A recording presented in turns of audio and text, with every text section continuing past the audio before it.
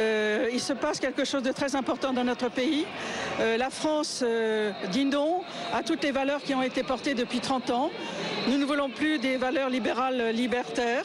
Et aujourd'hui, j'en appelle une nouvelle fois, une énième fois au président de la République pour qu'il prenne l'initiative de façon à ce que ce texte soit retiré, redonner un peu de souplesse et d'oxygène à ce peuple qui n'en peut plus. Je vous le dis, que le texte soit voté mardi ou pas, ça ne change absolument rien.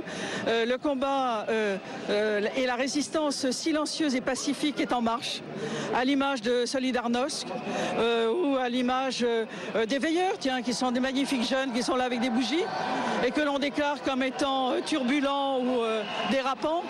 Non, non, c'est pas du tout ça ce qui est en résistance pacifique. Malgré tout, il y a des mots qui ont été employés cette semaine. Par exemple, le sang ou la guerre civile. Vous-même, on a le sentiment que vous participez un petit peu pour attiser les passions, les tensions. En ce qui concerne le sang, c'est Brigitte Bardot qui l'a dit. Elle a pris ça de façon symbolique.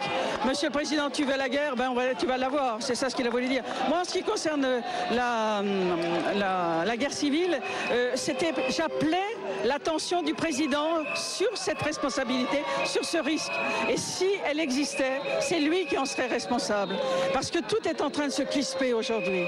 Alors heureusement, on est plutôt maintenant vers la paix, vers le calme. Voilà, c'est une résistance silencieuse et pacifique.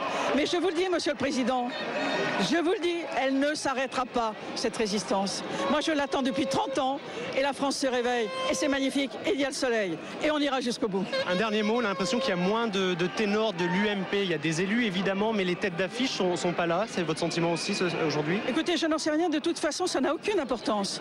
Mais vraiment aucune importance parce que c'est le peuple qui se lève. Ce ne sont pas les élus. C'est le peuple, c'est le Français, les Françaises, les enfants, les vieux, les jeunes, les riches, les pauvres. Printemps français?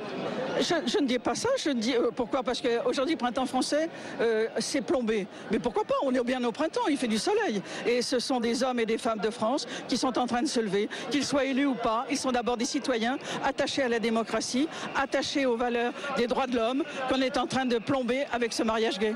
Merci Madame Boutin d'avoir accepté de répondre en direct à nos questions sur BFM TV. Voilà, vous entendez l'ambiance qui commence à monter ici, place d'Enfer Rochereau, le cortège qui va s'élancer donc dans quelques minutes maintenant.